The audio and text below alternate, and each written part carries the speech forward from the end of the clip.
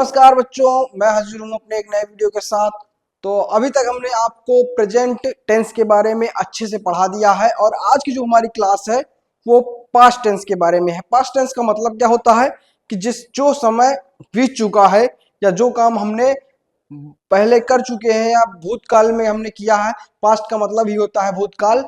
तो जो हमने बीते हुए समय में काम किया है वही होता है हमारा पास्ट टेंस। और पास्ट टेंस में सबसे पहले आता है पास्ट इंडेफिनिट टेंस। तो चलिए सबसे पहले हम पास्ट इंडेफिनिट टेंस की पहचान देखते हैं।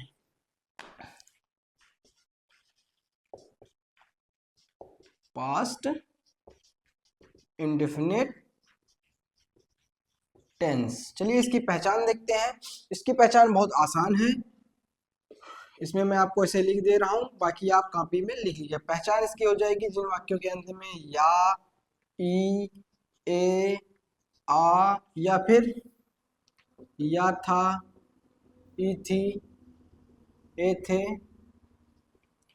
आदि शब्द आए तो वह हमारा पास्ट इंडेफिनिट टेंस होता है। बच्चों कैसे पहचान कैसे लिखेंगे हैं इसकी हम कि जिन वाक्यों के अंत में या, ई, ए, आ या फिर या था, ई थी, ए थे आदि शब्द आए तो वह हमारा पास्ट इंडेफिनिट टेंस होता है। ठीक, पहचान आप लिख लीजिएगा।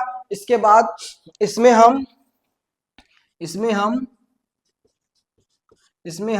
सिंपल सेंटेंस में वर्ब की सेकेंड फॉर्म का प्रयोग करते हैं। वर्ब की सेकेंड फॉर्म का प्रयोग सिंपल सेंटेंस में हम काहे का प्रयोग करते हैं? वर्ब की सेकेंड फॉर्म का। स्ट्रक्चर आपको इसकी लिख देते हैं। स्ट्रक्चर इसका हो जाएगा बहुत ही सिंपल। सबसे पहले इसमें सब्जेक्ट, फिर वर्ब में सेकेंड फॉर्म और अंत में बच्चों ऑब्जेक्ट। ये हो गया हमारा सिंपल सेंटेंस का स्ट्रक्चर। दो सेंटेंस इसको बता देते हैं आपको तो हमारा सिंपल खत्म हो जाए। जैसे कि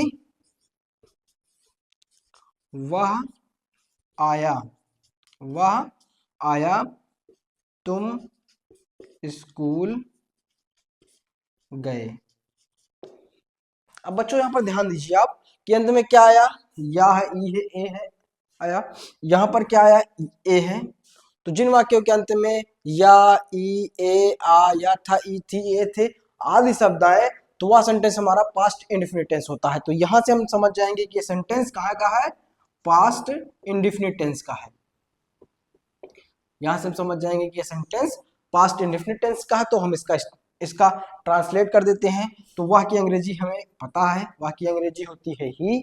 और आना होता है कम, और कम का जो सेकेंड फॉर्म होता है वो केम, और थर्ड फॉर्म कम होता है। कम, केम, कम। तो यहां पर सेकेंड फॉर्म हम क्या लिखेंगे? केम, ही केम। बस ये खत्म। वह तुम स्कूल गए तो यहां पर क्या हो जाएगा? यू। और गो का फर्स्ट फॉर्म होता है go, second form went, go went gone. तो यहां पर हमको सेकेंड फॉर्म लगाना है यहां पे। तो यू वेंट टू स्कूल। तो बच्चों ये हो गया हमारा सिंपल सेंटेंस।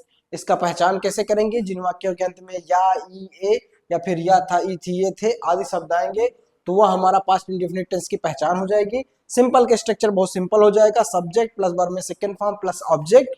उसके बाद दो सेंटेंस हमने आपको बता दिया। घर पर आप कम से कम 15 से 20 सेंटेंस डेली कीजिएगा, तब आपको अच्छे से टेंस आएगा। देखो जो अंग्रेजी है वो प्रैक्टिस से आती है, मैथ, इंग्लिश जो है प्रैक्टिस से आती है। जितना आप इसकी प्रैक्टिस करेंगे, अपने आसपास के बच्चों से बातचीत करेंगे अंग्रेजी में, एक दूसरे से ट्रांसलेट करेंगे, उनसे पूछेंगे, क्वेश्चंस आंसर करेंगे, तो आपको अंग्रेजी अच्छे से आएगी। तो चलिए हम निगेटिव की ओर चलते हैं और आपको बताते हैं कि पास्ट इंडेफिनिट का निगेटिव कैसे करेंगे। थे, आ, था के साथ बीच में नहीं शब्द आएंगे तो वह निगेटिव की पहचान हो जाएगी। और इसमें हेल्पिंग वर्ब हम डिड का प्रयोग करेंगे।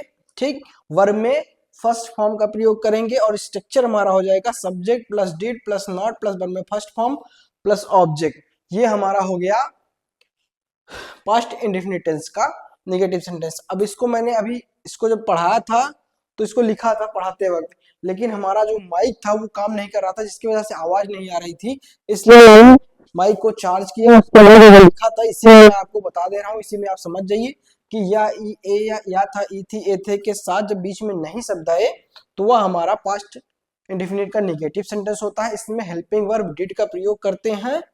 और ये हमारा दो सेंटेंस है, वह किताब नहीं पढ़ा, यानी लास्ट में आया और बीच में नहीं है, तो सब्जेक्ट, फिर डिड, फिर नॉट, फिर वर्ब में फर्स्ट फॉर्म, फिर ऑब्जेक्ट। तुम बाजार नहीं गए तो you did not go to market. ये हो गया हमारा निगेटिव का सेंटेंस। आगे आपको बताते हैं इंट्रोगेटिव के सेंटेंस को देखते हैं।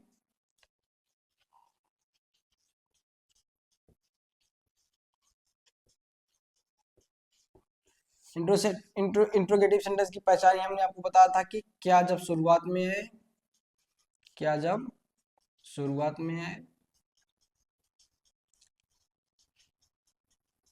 आए तो हेल्पिंग वर्ब को पहले लिखते हैं, हेल्पिंग वर्ब को पहले लिखते हैं, फिर सब्जेक्ट का प्रयोग करते हैं, और फिर उसके बाद वर्ब, और फिर ऑब्जेक्ट। तो इसमें हेल्पिंग वर्ब क्या लग जाएगी हमारी, डिड, डिड, फिर सब्जेक्ट, फिर वर्ब में फर्स्ट फॉर्म प्लस ऑब्जेक्ट, और लास्ट में बच्चों क्वेश्चन मार्क। यहाँ पर एक चीज ध्यान दीजिएगा कि जब डिड रहेगा तो ये कैपिटल में रहेगा, ठीक। पहला अक्षर जो रहेगा वो हमेशा कैपिटल में रहेगा। मान लीजिए मैंने यहाँ पर स्मॉल कर दिया है, तो यहाँ पर पहला अक्षर जो रहेगा वो कैपिटल में रहेगा। सेंटेंस कैसे हो जाएंगे, क्या वह सलून गया, क्या तुम सेब बेचे। ये हमारा दो सेंटेंस हो गया बच्चों। इसके बाद आप ध्यान दीजिएगा, यहाँ सब्जेक्ट के बाद आप नॉट लगा दीजिएगा, तो ये हमारा इंट्रोगेटिव प्लस निगेटिव बन जाएगा। और दो सेंटेंस उसका भी मैं बता दे रहा हूं आपको। क्या तुम मुझे परेशान नहीं किए,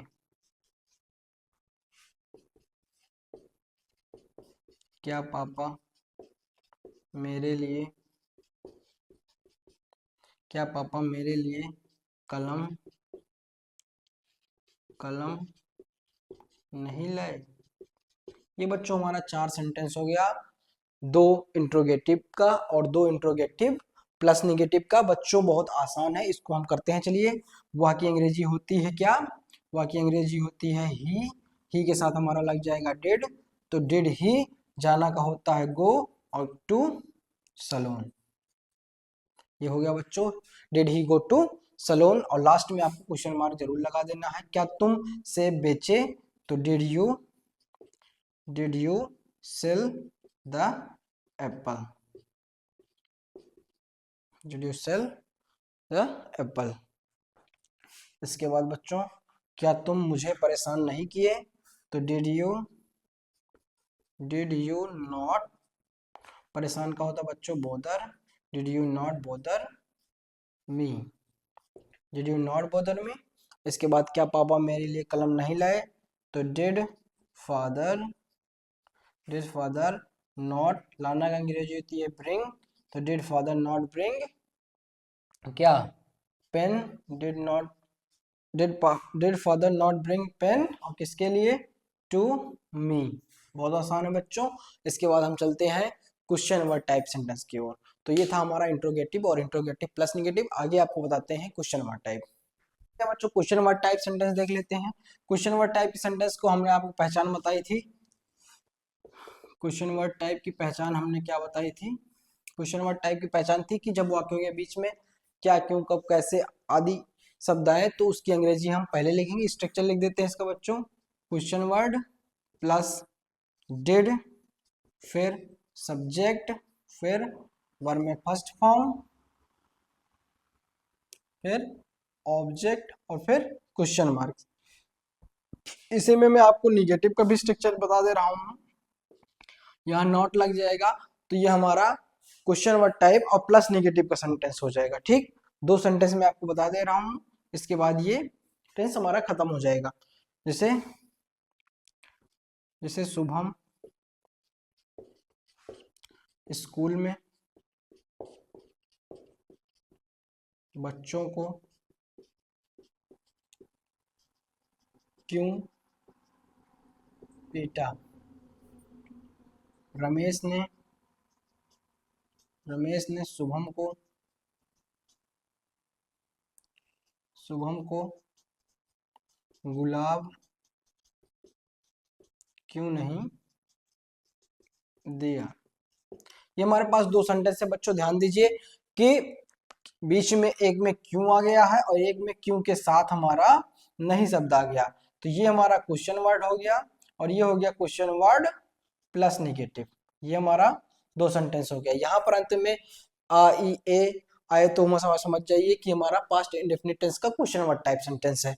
और चलिए आपको बताते हैं, जब बीच में क्या क्यों कब आ जाए और लास्ट में आ ई ए आए तो वो हमारा पास्ट इंडेफिनिट का क्वेश्चन वर्ड टाइप सेंटेंस होता है। बिल्कुल सिंपल है बच्चों, चलो कर देते हैं। पहले हम क्वेश्चन वर्ड की अंग्रेजी लिखते हैं। क्वेश्चन वर्ड की अंग्रेजी है क्यों, तो इसकी अंग्रेजी हमारी हो जाएगी वाई। तो वाई, उसके बाद फिर यही उतार देंगे डिड, वाई डिड। फिर सब्जेक्ट इसमें क्या है, शुभम, तो why did Shubham, why did Shubham. उसके बाद पीटना की अंग्रेजी क्या होती है बच्चों, बीट। पीटने की अंग्रेजी क्या होती है, बीट। तो वाई डिड शुभम बीट, और किसको, टू चिल्ड्रेन, टू चिल्ड्रेन। और कहां पे, स्कूल के अंदर, इन स्कूल।